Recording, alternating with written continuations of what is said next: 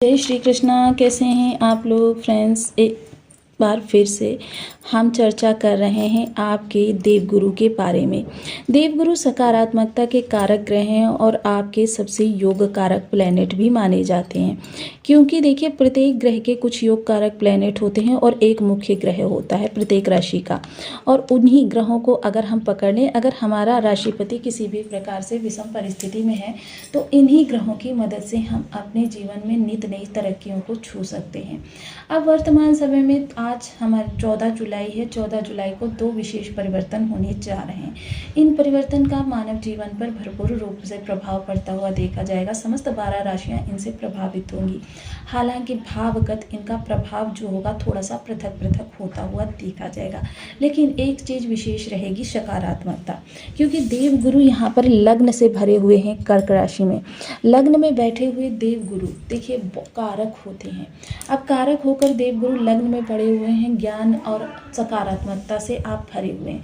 चीज़ें आपके लिए रक्षात्मक तरीके से एक्टिव हो रही हैं, यानी कि चाहे जितनी भी आपके सामने समस्याएं उपस्थित हों, देवगुरु की विशेष स्थिति आपके जीवन को एक नई मार्ग की ओर लेकर जाती है और वहां से आपके लिए चीज़ें जो हैं फिर से एक बार नए रास्ते पर आपको लेकर जाने का कार्य करेंगी।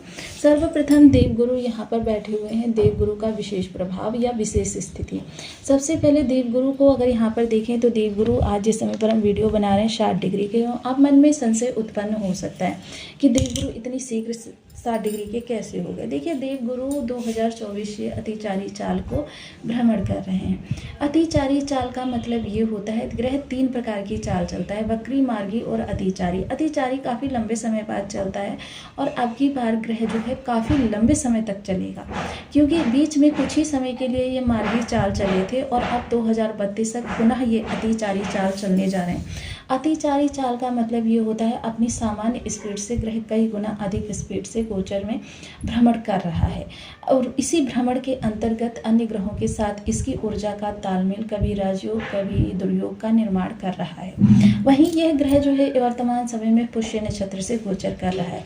पुष्य नक्षत्र से गोचर करने का मतलब ये होता है कि ग्रह इस समय सर्वश्रेष्ठ नक्षत्र में है। पुष्य नक्षत्र स्वामी जो होते हैं देवगुरु और शनि दोनों समग्र रूप से होते हैं।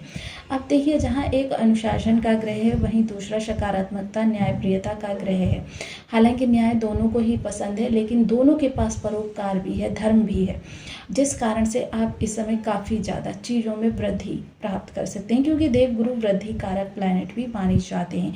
कारक स्थान पर बैठकर देवगुरु को अतिरिक्त बल प्राप्त हो जाता है। तो चलिए चर्चा को आगे बढ़ाते हैं और चर्चा के आधार पर जानते हैं कि आज कौन से 2 परिवर्तन हो रहे हैं जिनका हमारे जीवन पर विशेष प्रभाव पड़ता हुआ देखा जाएगा। यह आपके लग्न में 4 नंबर बना हुआ है तो ये राशिफल आपके लिए है। यदि कुंडली में कहीं भी चंद्रमा के साथ 4 नंबर बना हुआ है तो ये राशिफल आपके लिए है। कुंडली ना होने की स्थिति में आप इसे नाम राशि से भी देख सकते हैं। यदि अभी तक आपने अपने इस चैनल को सब्सक्राइब नहीं किया है तो प्लीज़ सब्सक्राइब कर दीजिए, वीडियो को लाइक कर दीजिए, चैनल को शेयर कर दीजिए।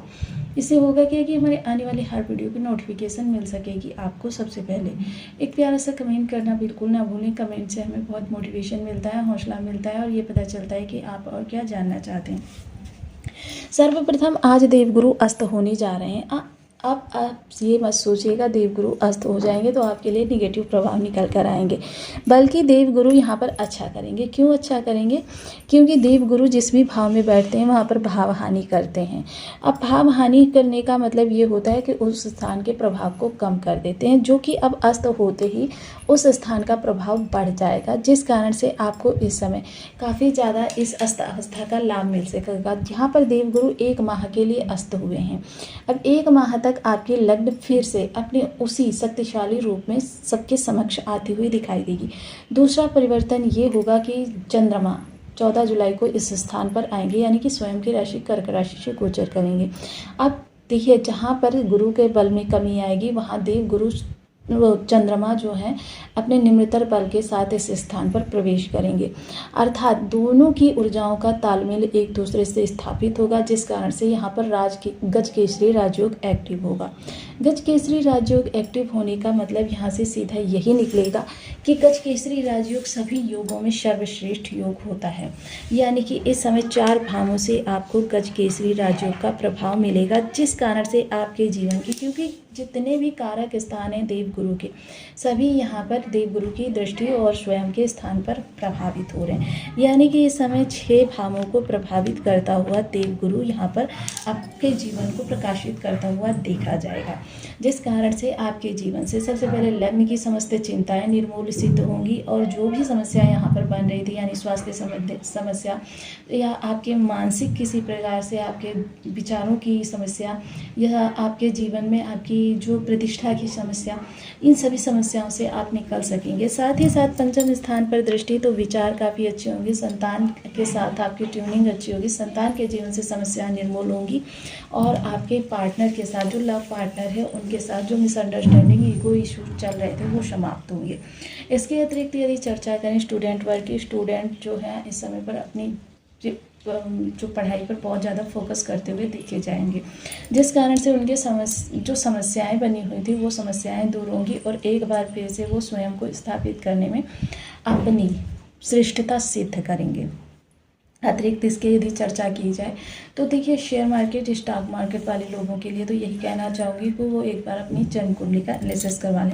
सप्तम स्थान, जीवन साथी के साथ जो भी इशू क्रिएट हो रहे थे वो दूर होंगे और जीवन साथी के साथ बनी हुई आपकी विषम परिस्थितियाँ, आप फिर से एक रिश्ते को नई शुरुआत देने के लिए आप दोनों ही लोग इस समय पर तत्पर होते हुए देखे जाएंगे।